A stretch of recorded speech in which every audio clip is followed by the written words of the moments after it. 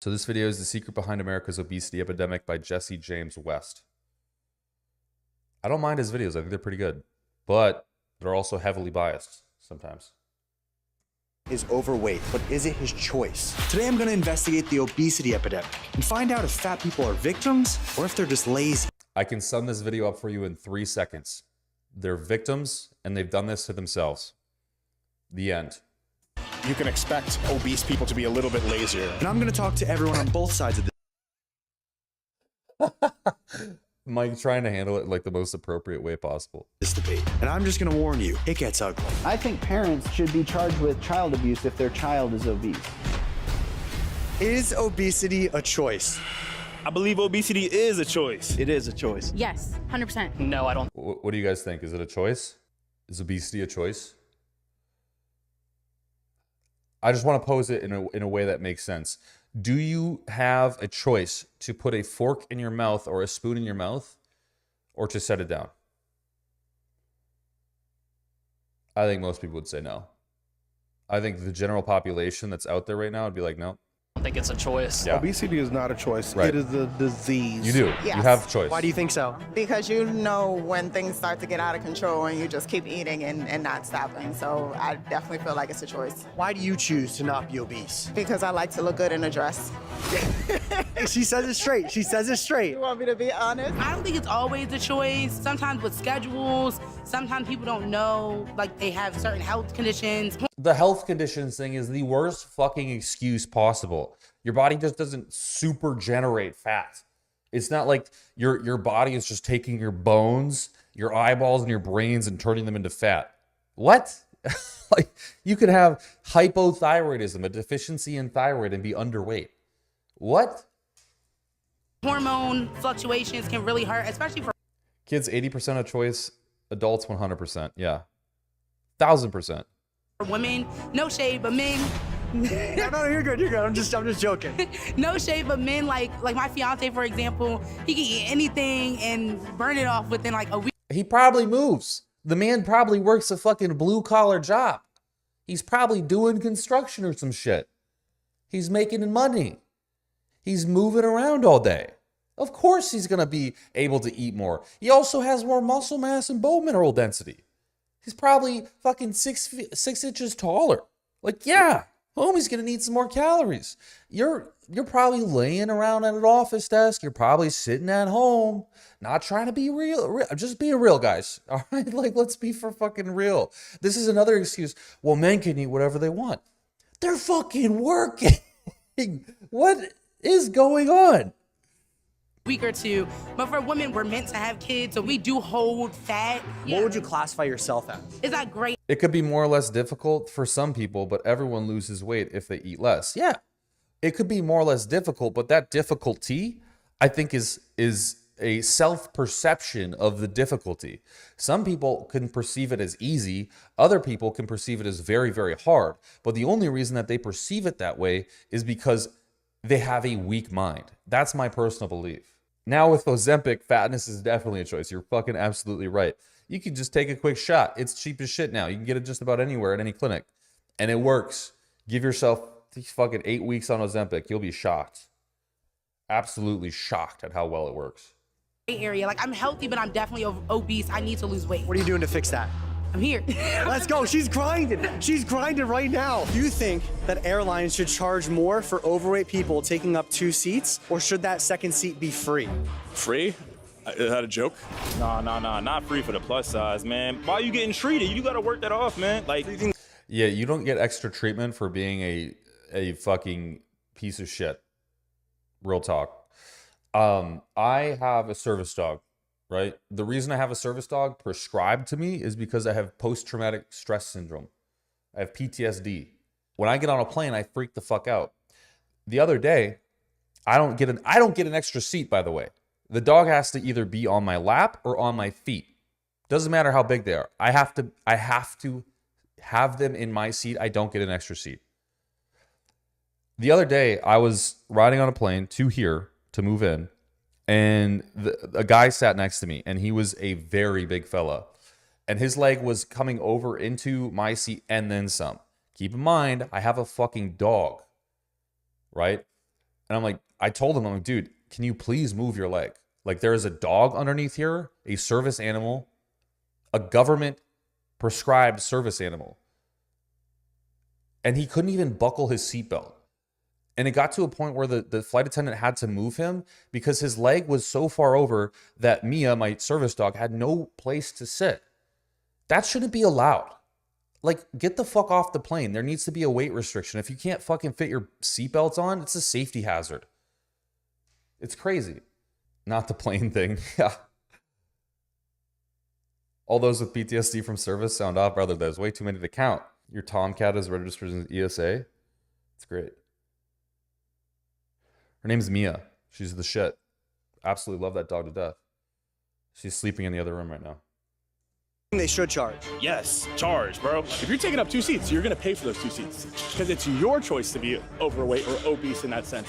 So why should an airline give you a discount or some type of rate just because you're choosing? Absolutely, you should not be able to get a free seat just because Absolutely you're not. I would love Yeah. Absolutely not. No way. it if they did give a second seat free. So are you on team free? I'm on team free only because right now it benefits me. But at the same time, I do understand that just because it's nice doesn't mean necessarily that it's something that I'm entitled to. I mean, but they don't make it easier on you, and the fact that they make things so expensive, and the fact that They don't make it easier on you because it's not meant to be.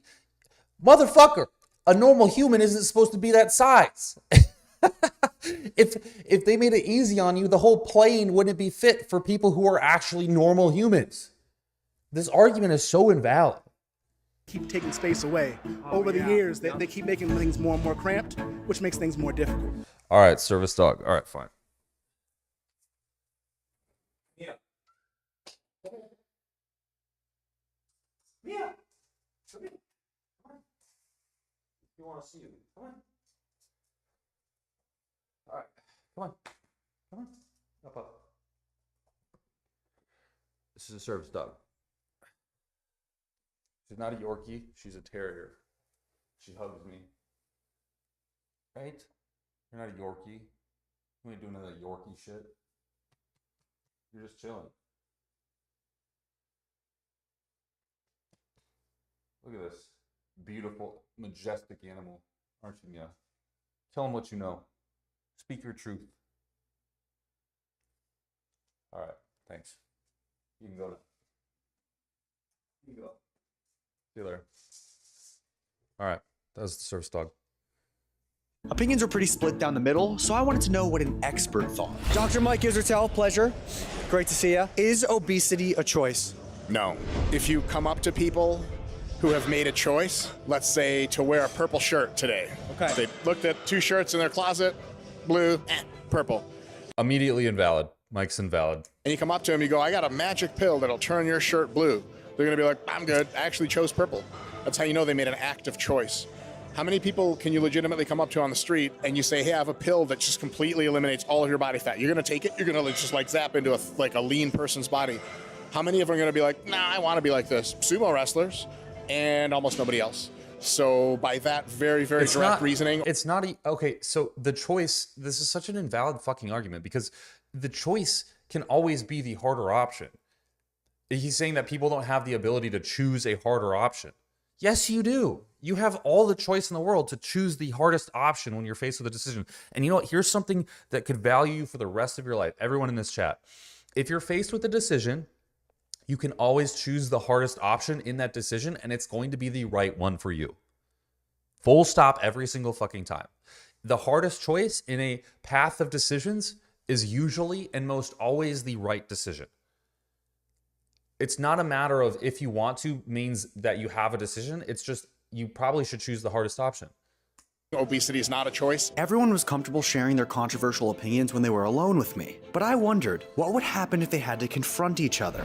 I got 3 fit influencers together with 3 fat influencers to see if there's a common ground on this controversial topic. Is obesity a choice? Damn, those dudes are big, man. Those guys got moose knuckles, brother. What? I do think that it's a choice. I do not agree with being obese in any way, shape, or form. I don't think it's a good thing in any way, shape, or form? You can't argue physics. Calories in, calories out. That's a scientific fact. But there's other hurdles that I've had to overcome with genetics that make it so much harder than the average person. Just by looking at you, I can see you're lazy and lack discipline in that aspect. You know, I know just from talking to you guys that you are, you know, influencers, you're doing bigger things and, you know, probably have good work ethic when it comes to that, because I understand what that, we all understand what that entails. When that's all the data that you have, there's a judgment made, and, you know, for you guys, it's a negative one from healthier people physically. Do you think that being... He's right. He's right. They're lazy. It doesn't matter. I can sit here all day and work my ass off and I will still be shredded. I'll always show you guys. I don't eat to be shredded right now. I don't. I eat very pathetically. Ask Samantha, one of my clients here. She's been helping me move in. Look, I don't eat to be shredded, bro. I still have a six-pack and I always will. It's just a matter of what I fucking put in my mouth and how much of it. It's not a hard decision to make. Obese means that you're lazy. So the average analysis of like 100 people, obese versus not obese, is the only difference between them, randomized sample from the United States. By a small margin, you're gonna find more lazy people in the obese section. Because for any given level of food drive, which you assume is kind of average, if you're a little bit lazier, you get much heavier. If you're a little bit more diligent, you could say, you know, I'm gonna make healthier, better choices, really keep my weight under control. Probably most of obesity, laziness is not an explanatory factor, but on the margins, yeah, on average, not for any individual person, on average, yeah, you can expect obese people to be a little bit lazier. I went so many years of my life making negative decisions that in turn made me obese. I would have people say to me like, let's go outside and do something active. And I'd be like, no. She's motherfucking right. Mike is wrong. Some girl, I don't know what kind of education she has, but Mike's got schooling and degrees on degrees. He's not right. This is so fucked up that he has that opinion. Like, honestly, it's not even close to correct. I don't want to. Heaviest I ever used to weigh was 310 pounds. And what are you weighing now? 235. So you've lost almost 100 pounds. Yeah. I've lost about 65 pounds. Is it ever okay I to be think obese? that's such a good point. I think anyone who's ever actually lost weight, which I have many clients who've lost 100 plus pounds, they would tell you it's 100% a decision. Mike, who hasn't ever been obese, is not fucking the guy to go to. It's the guys and gals who've actually made the transformation. Those are the ones that we want to listen to here, because they're the ones who've gone through it both ways, for sure. Yeah, if I cut back on beer, I'd be 30 pounds lighter. You have that choice. You could stop putting the beer in your mouth. Is it wrong to do what you're doing? Probably, yeah. But it's your choice. I can't dog you for your choice. The only argument we're making is that, like, hey, you know, matter of fact, this is your choice. You don't get extra privileges because you choose to be this way. But Mike is an expert. Yeah, exactly. That's what everyone likes to say. Obese. Yeah, it's okay to be obese by default. Like, you know what I'm saying? You look good to me, girl. Hey, any obese girls out there, you feel me? I'm married, but my wife and I, the bed is really big. But what was the question again? To me, it's crazy that people don't prioritize their health. If you are so, you know, overweight and Mike gets fatter on contest prep. healthy, that you have incarcerated yourself in your own body and you literally can't do anything. Like, what good is money? What good is status? What good is anything without your health? Believe me, I feel it. I mean, there's some days when I'm getting dressed to go out, and like the way that I envision the outfit in my mind and when I put it on, it's two completely different things. As influencers, we're all kind of privileged. I can afford a gym membership, I can afford nutritious food. What about the person who lives in a food desert? They can't afford a gym membership. What kind of argument is that? If you live in a food desert? Where does that exist in America? I'll tell you where a fucking food desert is. Go to, like, these people need to leave their house. You're right, you're an influencer. Man, I have traveled so much these past 2 years. I've gone to fucking, you guys know I was living in Thailand for over the last year. This is my first time back in America since then. I've been in fucking Korea. I've been in Japan. I've been into Europe, like rural areas of Europe, Bosnia, like the mountains of Bosnia. You go there, you'll know what a food desert is. Ain't no motherfucker fat. Ain't nobody fat in those areas because their equity is work. They have to work to make their food. They have to go to a farm.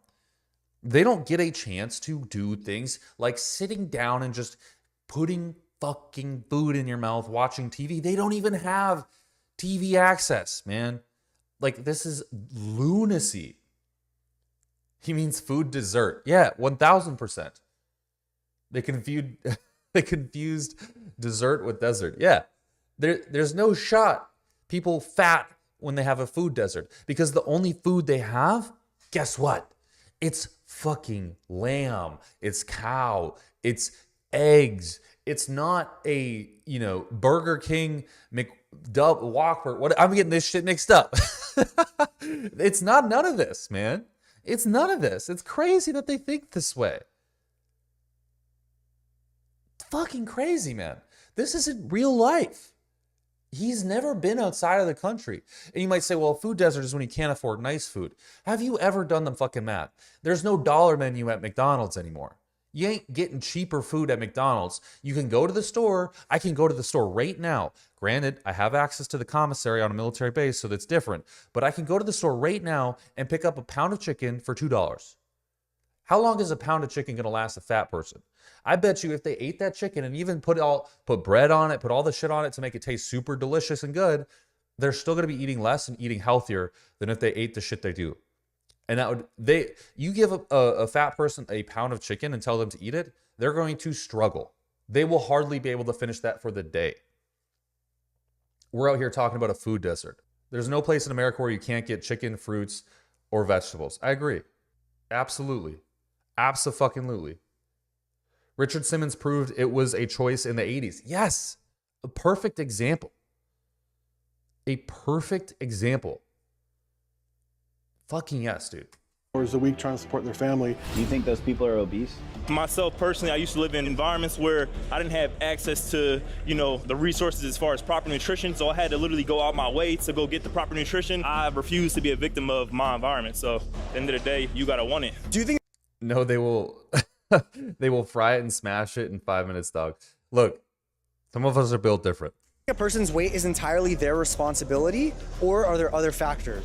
But Samantha brings up a good point. She made up this analogy the other day, and it was that she thinks she's like built for a working body. Like wherever she was meant to survive. And so where in life, when she didn't move around, she ate like she worked. You know what I mean? Like she ate because her body needed that fuel, or had a genetic predisposition to needing that fuel to work. And I think that's a great example, because there's some of us, and I feel the same way. I can't sit still for long. I have to be doing something, but I eat a shit ton of food. I just think the choice in that situation is that you choose to move versus you choose to, eat, or you just choose the right foods to eat. But I still think for 90% of people, area under curve, those amount of people that are at that peak are the ones who just eat garbage instead of eating whole foods, and don't make the choice to try better. Something can be entirely your responsibility, even though there are other factors at play. Like let's say a truck drives by and splashes me with dirty water. It's still my responsibility to get my shirt cleaned, even though it wasn't my fault. So obesity can be entirely not your fault. Usually it's not much your fault. Like you just have dog genetics for being fucking hungry and wanting snacks all the time, and that's just a real thing. The responsibility for your body belongs entirely to you. So it is absolutely your responsibility, but also doesn't have to be necessarily your fault. Did you know that if you go to Gymshark.com and use code Jesse10, you'll get 10% off your order? That's live. I did know that. If you want to, you could save 10%, looking absolutely beautiful in their high-quality clothing. Code Jesse10, baby. Is the word fat offensive? No. I do want to have the caveat for a lot of people who are overweight, fat, whatever word you want to use. There's trauma. We can talk about sensitivity or not. I'm not sensitive to it anymore, but I used to be. Society has turned that into a negative word. It is a descriptor word. I am a fat person. I've modeled for Columbia. I've done stuff for Eddie Bauer and other big companies, REI. I get in my DMs people who are larger than me or plus size like me or fat like me saying, thank you so much for putting yourself out there, because you put yourself, I saw you in those clothes out on the trail, in the gym. I got the motivation to go do it. I totally disagree with the plus size models and all that stuff because I think that it is advocating for unhealthy lifestyles and choices and it's kind of normalizing it and saying it's okay to be this fat. I look at it purely as it's unhealthy. So I got perspectives from Agreed. fit people. Yeah, I think of it as immediately unhealthy. When I see someone as obese or fat, I don't think it's healthy. I look at the person, I'm like, man, you are objectively unhealthy and unwell. And I don't like being around unwell people. I think it's scary because those people are more predispositioned to die. I don't want to be friends with someone who's going to die because I'm literally going to be upset when they die, you know? Fat people, and people in the middle of their weight loss journey. But I wanted to hear from someone who experienced both extremes. My name is Simon Fontaine. I was 372 pounds and now I'm a bodybuilder. So you were once a very big guy. Yes. And now you're a literal bodybuilder. You went on stage, you won. I won the overall summer shredding male transformation class, right? And the whole show. You did? The whole show. Oh my gosh. I had to change who I was completely. I had to kill my old self to be reborn into who I am today. From day one, you stated your goal. Yeah, I stated my goal. I'm gonna pick a date and I'm gonna pick and attend next year a bodybuilding show. No. No. Yes. You're not. I'm going to. And then I stayed up 99.999% consistent. I cheated once my entire What training. made you make this change? There was one very specific moment that happened. I turned around in bed and I was out of breath. Wow. I woke up, turned around in bed, I was like, oh, this can't be it. How did you feel about yourself before you made this transformation? When you looked in the mirror? That's a hard one, and I get emotional sometimes just thinking about it. Okay. But I hated myself, and And I think, honestly, this right here, I think most people who are this kind of weight, they hate themselves. And it's just really scary for them. And so they want to think of it as some sort of mental disorder or some sort of sensitivity that the society that's around them isn't privy to. And so the reason that they hate themselves is because of the society around them and how they're treated. And it's not because of the way they are, right? It's because of what other people have done. And that's what they try to convince themselves of. And so they try to make these, these movements or these rights for themselves that just don't need to exist. Because the only reason they hate themselves is because of the way they are. It's not because of what society has put in front of their face. It's not because of them. It's because of themselves and the decisions that they've made. Full stop. There's no, the society doesn't need to accept you. It's just that you hate yourself. Even if society was like, let's embrace fat people, let's make them feel better. You see one guy who's in good body mass index and you're going to be upset because objectively, you know in your head that is better than what I am. Objectively. It's not a matter of, it's just like if I see someone doing drugs versus I see a kid in a suit and tie, I know the kid in a suit and tie is better off than the guy doing drugs because that's not normal objectively. In an evolutionary sense, I know the guy who's, in a fentanyl coma on the street is not doing better than the guy in a suit and tie. Full stop. It's okay. I would avoid mirrors. And you don't really realize how bad that is until you get there. I used to make all these self-deprecating jokes where I'll be dead before I'm 40. I'll be dead before I'm 50. And I didn't care, I was fine. I don't need to work on my retirement fund, I'll be dead. It's all these little things. I don't do that anymore. But back then, it was such an intense lack of self-care. How did you feel about yourself when you were 310 pounds? I mean, I hated myself. I actually got diagnosed with high blood pressure. It was the first time I ever had to be on medication. I hated how I looked. I This is real. didn't have any self-confidence. I felt miserable all the time. I was super depressed. My feet would hurt, my legs would hurt. I would lay down and have what I thought were growing pains, but they definitely were from being obese. I found that I would easily sweat, just sweating all the time. Body temperature is higher than usual? Yes, absolutely. And once I started working out and moving my body every day and paying attention to what I was putting in my body, those negative feelings This is absolutely that I had real. towards myself, they disappeared. And how do you feel about yourself now when you look in the mirror? Oh God, I'm excited to wake up every morning. You know how crazy that is? I'm excited to wake up. I'm excited to meal prep. I'm excited to go to the gym. I have a girlfriend now. It's my entire life just kind of came together so perfectly. And becoming this new person made me want to be alive. The one part of your transformation, the most controversial part of your transformation, the weight loss drugs. Yes, what would you like to know? I'm an open book. So this is all medically. Now we get into the conversation of is it ethical to use weight loss drugs? Yes, I think it is. Prescribed. If you have diabetes, you need insulin. If you have insomnia, you need sleep medication. If you have bipolarism, you need some form of a serotonin reuptake inhibitor. You need these things virtually in most situations. If you're fat, you sometimes can use drugs and need drugs because you are virtually on the brink of death to get better. I don't think there's anything wrong with that. To you, you're allowed to have all of this. Yes. Okay. All of this is completely legal. I feel like the biggest issue is just there's a lot of misinformation online about what is a peptide, which is just a branched amino acid that's already in your body. Yeah. These are natural things. And this all helps you lose weight as well. Well, I don't think IGF-1 is so natural. I don't think growth hormone is so natural. That is a very peculiar statement. A little bit precarious in terms of morality, making the statement and saying natural and peptide in the same sentence. They're very distinctly not natural. Okay, just like I could say testosterone is natural. No, not even close. Yes, I have testosterone, but it's not natural. I can go super physiological, and as soon as that happens, I'm in a different realm. Okay, same thing with peptides. Along with the hard work, the cardio, the meal prep. Let me iterate, and this is a very important thing. Okay. That I lost my first 105 pounds in 6 months completely naturally. Wow. It was essentially my choice because I wanted to see how optimized I could become and how far I could push this to try to achieve what I believe now is to be the most insane transformation on the internet. Yeah, honestly it is. His transformation would have been even more insane if he had used Gorilla Mind. My favorite oh my products God, are the promos are insane, dude. Gorilla Mind energy drinks, Gorilla Mode Nitric, Gorilla Mode Creatine Monohydrate, and of course, don't forget to use code Jesse for 10% off your order at gorillamind.com. Would you say that using the weight loss drugs is cheating? See, that's the thing.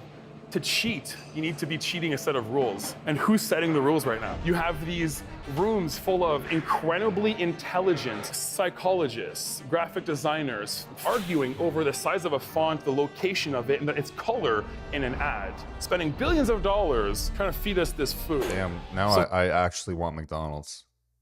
Is McDonald's open on Christmas? They gotta be, right? Applebee's, Buffalo Wild Wings, Denny's, Domino's. Golden Corral. Boys, Golden Corral is open on fucking Christmas. Let's go. Yo, Golden Corral is open on Christmas. What? I might take an Uber to So who's really cheating here? Is it my little brain I haven't that ate can't anything yet fight today. billions of dollars of ads, or is it this little tool that makes me feel full for a bit longer? Do we think fat shaming is good or bad? I think it's bad. I think it's bad as well. I think it's good. Is it ever appropriate to is fat shaming bad? I don't think in most cases for what people would define fat shaming, which is me saying, for example, I don't think fat people are good. I don't think they're attractive. I think they're unhealthy. I don't want to be around them. That's not me fat shaming. That's just me being honest about my actual opinions and stating something that is objective to who I am. I don't think it's a hate crime. I don't think it's a shaming. It's just me being honest. And I think most of the time what people perceive as fat shaming is them being honest, right? I wouldn't say, for example, I don't want to be around black people. I think they're bad. I don't actually think that. I genuinely don't. I would love to be around. One of my best friends in the world, Java. He's been my man for like 8 years now, legitimately. Like we joined the military together. We crush shit together. Love the man. It would be a prejudice or a hate crime if I suddenly said, I don't want to fucking hang out with him because of his color. That's bad. But because someone is fat and it's their choice and it's not a matter of their skin color, a preordained status that they were born with, if I don't want to be around them, that is just my personal opinion. Just like I don't want to be around an alcoholic. It's not a hate crime. It's not a prejudice. It's not shaming. It's just my opinion. shame someone for their weight? It's usually highly ineffective. For some people, it'll have an effect. a very small fraction of the population. That's the thing that gets them going and gets them to change. Shaming people. Golden Corral competes with Asian buffets, bro. It does so hard. People sleep on Golden Corral. I haven't been in America for almost 2 years. You bet your ass if Golden Corral's open, I might make a stop today. For a whole lot of shit. It's probably pretty fucking lame for adults. I love my little brother, and like I was fat shaming him my whole life, you know, trying to get him to push himself to be healthier, hold himself accountable, make better choices. It's not healthy, and I want him to be around and live a long time. But is that the best way to go about it, though? Bingo. Is the question. Bingo. Well, I found that the best route of action to help your friends is to lead by example. You get what I'm saying? Yeah, you can lead by example and call their bullshit out. If I see a homie who's sticking around the booze all day, I'm still going to live my lifestyle as an entire. I'm going to be healthy. I haven't drank alcohol since I was 19 years old. Still going to be that way. I'm going to lead by example because that's just how I live. And I'm going to tell him, hey man, you're fucking up. Like you are really fucking yourself up right now. And you need to start gripping reality because you're losing it. I don't think that's a bad thing. I can do both. If they're your friends and they know that you love them and y'all have like a relationship that is in accordance with love, and they see you leading a healthy life, they're gonna want to follow you. Is there no value in the truth? But it's also in delivery. I agree. So I don't agree with fat shaming at all. I'm a very positive person, so I try to approach people in that way. I would try to reinforce that fat loss in the most positive way I can, but still let them know, hey, cut the shit and get to what you need to do, because at the end of the day, no one's gonna do it for you. Yeah, the thing is if you said that to someone though, if you said cut the shit, you need to do what you need to do, most people are gonna think that's fat shaming. Well, you're judging me because I'm fat. Most people are gonna say that. So yes, I agree with him. If we classify shaming as like saying you're a degenerate, you're the worst human being in the world, like all these things, sure. But what I'm saying is like most people are gonna actually get mad if you say, hey man, you really need to start eating better. Like this is getting ridiculous. Like, hey bro, you can't fit in a fucking airplane seat. There's a problem. You need to fix it. Like, I'm not saying they're an absolute scum of the earth or anything like that, but like they need to fix something objectively. But I think most people in hearing that would call that fat shaming.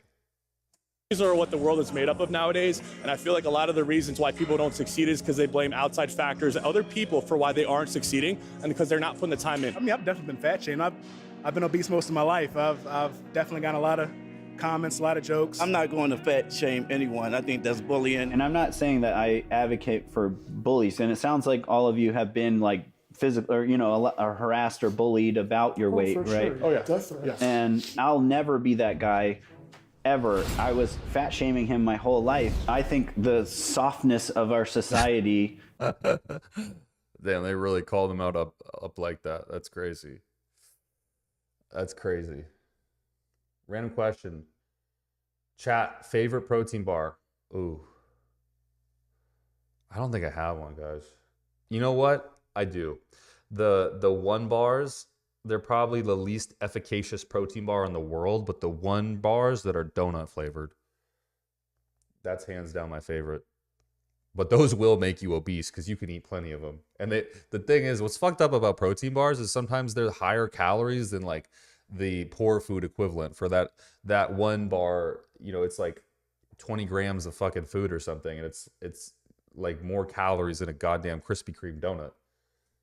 As a whole has led to, you know, more and more people being obese. You know, everyone gets a participation trophy, that kind of stuff. I regularly go 10 days without any food just for the mental toughness and that's cap, full fucking cap right there. He does not do that. Discipline of it. During the debate, everyone was mostly respectful, but as they got more comfortable with each other, they started to get more honest. Things got out of control. That's why I really can't stand the mental health stuff, because I'm like, you guys don't have real problems. Like, suck it the f up. There are people killing themselves. I think parents should be charged with child abuse if their child is obese. Yes, I think that's fair. I think that's fair. You are giving them the things that are making them the way they are. I think that's a fair statement. It's a first world problem. I've been to third world countries. I've never met anyone there battling with mental health problems or obesity because they have real problems. You guys are arguing for obese people. It's also kind of true. I'm not going to lie. Again, as someone who's been overseas on personal choice and on military accord, I can certainly tell you that these aren't statistically common problems. There is a little bit of truth there. I don't know if he's a little bit idealistically crazy, but there is some truth. And I would say, I think we need to stratify opinion from fact, though. That's a really important feature. He's spitting a lot of opinions, but he doesn't have a lot of fact. That's a little bit concerning for me. you guys are. I'm not arguing for obese people. He's absolutely right. Yeah. It's like, let's make that very clear with that. Okay, well, it's with just people in general. At the end of the day, you are choosing what you refuse to change. If you want to change, you can make a change. Nobody gonna help you but yourself. All the resources that we have, like it definitely is a choice. We live in the future. You know, we have the whole world in our pockets. When you are eating from a sustainable approach, then it makes it so that you're able to still enjoy those foods that you like without going overboard. And that's something I've learned a lot in the past few years about watching a lot of different YouTube videos. Like I watched some of yours too. Oh, yeah, dude, I didn't realize. Thank you. Subscribe, road to 10 mil, let's go. I had a health bout a few years ago. I have been meaning to get into health fitness a little earlier, but delayed because of work and things of that sort, but I'm getting into it now. Do you mind if I ask what that health bout was? Oh, leukemia. Really? Yes. Are you still dealing with that? It's clear. Dude, my man. Yes, sir. You know, no excuse. You're in here. I love that. I love seeing that. Real growth only happens when you get tired of your own Until somebody really reaches that, you will never be able to make them make the change. Now, when they hit that moment, embrace it. You can't spell sustainable without sus. True. Look, I'll be honest. I think that way of eating is kind of a falsehood too. I think people get too captured in eating overly synthetically enhanced foods, right? So they get super encaptured by this idea of eating something that tastes the best, that is the sweetest, that is the most savory, that is of an abundance of flavor. And what that does is it programs them just like anything else, right? Like if you it's the hedonistic treadmill, right? If you start walking on that treadmill, it just starts going a little bit faster and a little bit faster, a little bit faster. And it's just like, you just got to keep going faster, right? So if I get a Ferrari, I'm going to sure think that a Ford Mustang doesn't seem as good. So if I'm eating all these hyper palatable, super, like seriously, synthetically enhanced, flavorful foods, yeah, I'm going to want more things that taste just like that. But I think what you need to do is have like a actual dopamine fast and eat very bland foods for some time. Yes, people are going to say it's going to create an eating disorder. I do think, though, that is the right path to then satiate yourself with normal and common foods. What were people using to flavor their foods 100 years ago? These weren't problems. People thought fucking red meat tasted good was just a bit of mineral on it, a bit of dirt, you know? And we've gotten into a point of reality where it's like, yeah, you have to eat protein ice cream to diet. No, dude. Like, yeah, the temptations are all around, but maybe get used to just eating the bland stuff because it can be very good to have that mental reawakening, I think. It is such a magical place to be. What I took away from Simon's story and everyone else that I talked to was that you can be whoever you want to be, as long as you focus on your personal growth and always strive to be your best. And as always, stay relentless. Peace. Love it. Love it. Couldn't agree more. I couldn't agree more, man. Kolton, a video idea. Cost of obesity diet versus cost of Epidemic peptides. That's actually a really good idea. I might do that. That's actually a really good idea. Well, all right, guys. Hey, I really appreciate you being here. I just want to, again, say this. I know this is a hard time of year for some people. I really understand that. I amongst most, believe that. I believe it because it's the time that most people are around family, right? So, like, there's some pretty unfortunate situations y'all might be going through. Just want you to know that you, even if you're alone right now, you're not alone. There's people that care about you. There's people that look up to you. There's people that think about you, even when you're not thinking about you. You're never going to be alone, even if it feels like at the pinnacle of your isolation. And realize that you always have someone there to support you. And if not, I'm here all day. You know what I'm saying? Like, I'm the guy you can DM right now. So just know, and fuck, man, if you want to join the Discord, tag me in some shit, bros. Like, you might be in the Discord already. Just tag me. I'm in there, Coach Kolton, all day long. And if you ever need something, I'm there. You know, everyone's there. There's people there for you. Just got to reach out. Don't be afraid of it. Yeah, Merry Christmas. You know, honestly, I think if you're alone right now, it sucks, but it is what it is. I think you're still in the right place. You're gonna figure it out at all times. Yeah, thank you for coming out for those without. Yeah, man, I'm without, so I get it.